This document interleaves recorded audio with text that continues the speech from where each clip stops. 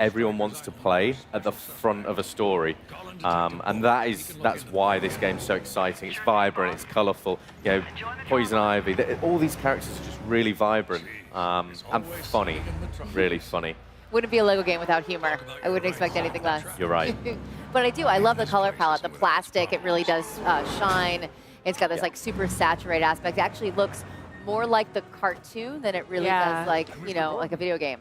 Yeah, so the cool thing about, well, it's supervillains, that's cool, but the coolest thing about this game is what we've done is we're allowing players to make their own villain that is actually integral to the story. It's not just a skin, it's not just an extra character for the sake of it. So this is how the game opens. We're in Strikers Island, we're having a conversation with Gordon and Lex, and he wants to know information about this character, which turns out to be the one you make. And you can instantly customize and create your character. So as the dossier opens, we go in, and then you can start making a character. Wonderful. All right, well, let's make a bad guy. Yeah, exactly. But the customization levels, like we've never gone this far. We've had character customizers before, but always as a free play thing, as an afterthought.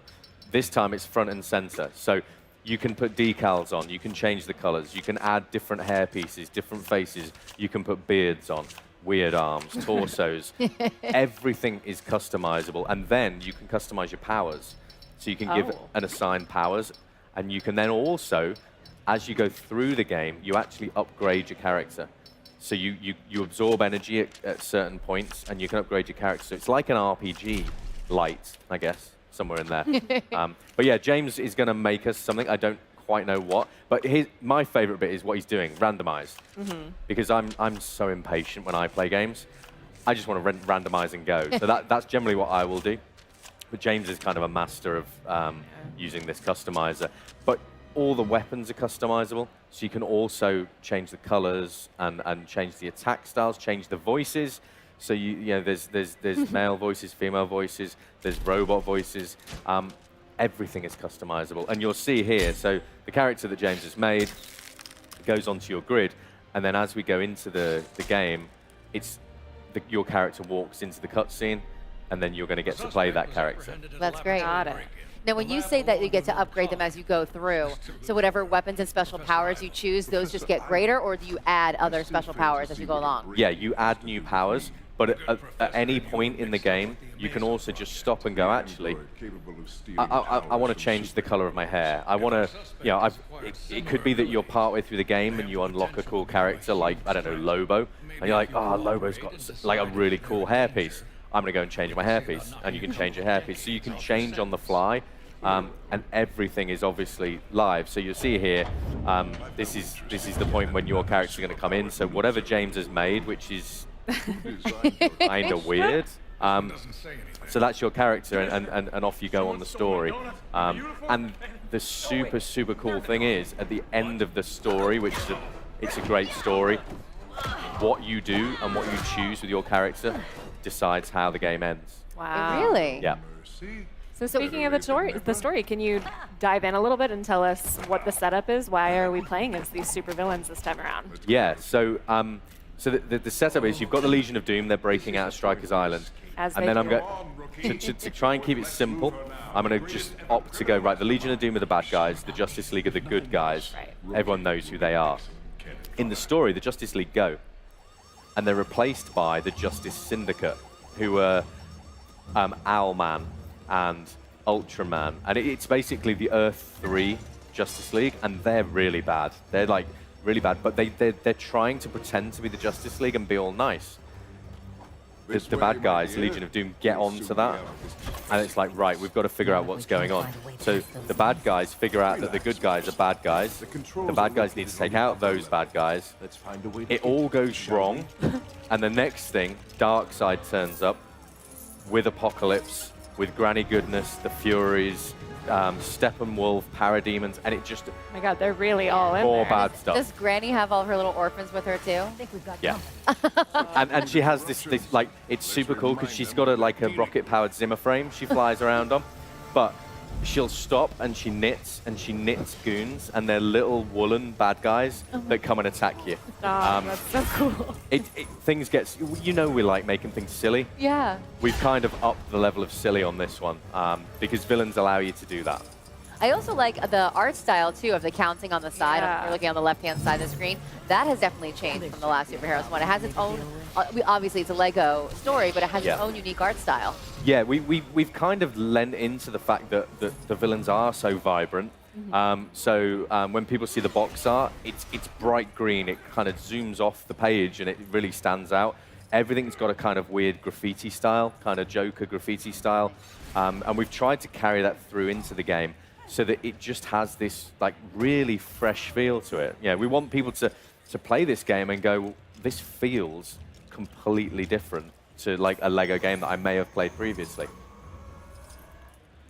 Now, with the co-op options in this one, was there anything that you learned from previous Lego games that you changed for this one? Anything that you maybe would have done differently? Yeah, we spend a lot of time when we finish a game looking at player reactions and how people are perceiving it, and we still focus test a lot with children. So from the other superhero games that we've done, we learned a lot about making things easy. Sometimes people struggle with knowing which characters have which abilities. Sometimes they don't know what those characters are, who they are. So we've done a lot of stuff with this game to make things a lot easier to play. As in, when people are playing, you want people to almost play without realizing what they're doing. So they don't have to sit there getting frustrated. It'll naturally flow. The gameplay naturally flows. There's an awful lot of stuff in there with dossiers, so you can open it up and read about your character, what powers they've got, how they unfold and how they unlock. But it's about making things nicer to play. So yeah, here you go. So James has opened the dossier, and there's some information about your character. And we've just, every time we do a game, we try and sort of go, okay, this is what someone maybe didn't like, so let's try and get rid of that. Let's make it better. And again, it comes down to the messaging as well. So we've got different hint styles. We've tried to not just have goons for the sake of goons. They have a purpose. And then the story, the combo, we've kind of redone loads of stuff. And it's even little things that people won't notice. So when we ask people to like press a certain button, sometimes you can actually press any button. So because really, really new people to games, really young kids, they'll just do this and look at the controller. And you want them to look at the screen. Right. So they'll just press a button, and it's like, this is cool. But we've got that added challenge in for older gamers. Because these games, everyone plays these games. Yeah. Except my mum and dad, but I can't do much about that. Maybe villains will be the one that'll convince them. Yeah, maybe. Maybe, one day. I still don't have a real job. So in the game, which character is your favorite to play as? It's so hard because I always love the bad guys. So, playing Darth Vader in Lego Star Wars, playing Voldemort in Lego Harry Potter, everyone wants to play the bad guys, but this is all the bad guys. It's so hard to choose. Yeah, so it's like I love playing Clayface, but I love playing Riddler. I love Scarecrow is one of my favorites because he's got this new mechanic in here, Toxin Create, and he's just like really creepy.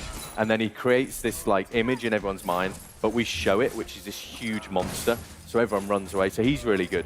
But there's a really obscure character called the Ventriloquist. Oh.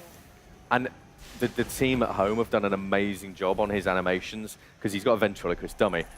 But he holds that out and it's got Tommy guns.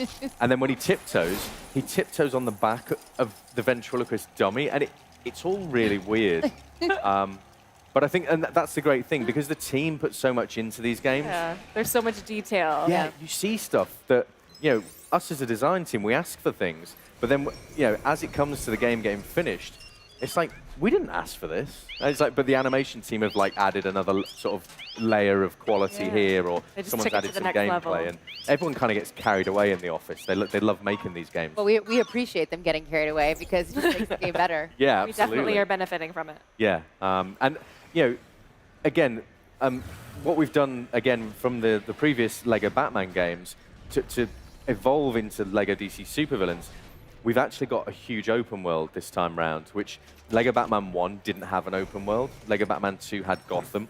Lego Batman 3 had go. some lantern planets, individual worlds. So Lego DC Supervillains, we've given players a whole open world, which is Gotham and Metropolis and Smallville.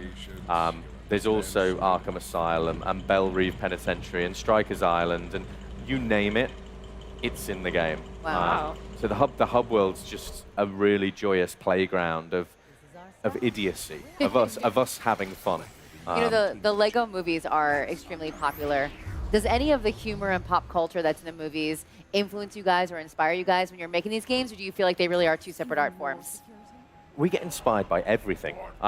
So whether it's comics, whether it's movies, anything that's like DC, and anything that's pop culture, if you can combine those together, our writers love to do silly things. And the writing in this is just great. If you unlocked a new ability. Yeah, there you go. So and so there you go, and you get to customize like we were saying before, which is great. But you know, if you don't want like that beam, you've got different beam styles, and then you can go back and you can go, actually, I don't want an orange beam because that's boring. So I'm gonna have like a red beam or a brown. Why would you have a brown beam? Or a yellow beam, and then you can go, oh, do I want it in my left hand, right hand, from my chest, from both hands, from my eyes? And again, it's just those levels of customization. That's awesome. but yeah, there's so much in the game, and I just can't wait for people to kind of get their hands on it and play it. And I think people are going to love being the bad guy. Yeah. Because there's just so many bad guys. And the voice cast on this, we've got such a phenomenal voice cast on in this game. It's kind of everyone we wanted, and we don't normally get everyone we want, and we got everyone we wanted on this one. So people just like hearing those classic voices. Anyone you can share with us? Harley wouldn't be Harley without Tara. Clancy is Lex. Joker, people are going to love who's our Joker. Yeah. I can't say anything, apparently. Wonder who it could be. But yeah, it's kind of a who's who. There's so much great talent in the game, but the jokes then work really well because some of the voice actors are known for playing maybe more serious versions of those characters. So when we get to have a bit of fun with them, it's those voice sessions are great fun to be in. Wonderful. So yeah, it's just a whole lot of fun, and that's what a game should be. Absolutely, that's what all the Lego games should always be about. Yeah, definitely. Well, Arthur, thank you so much for joining us.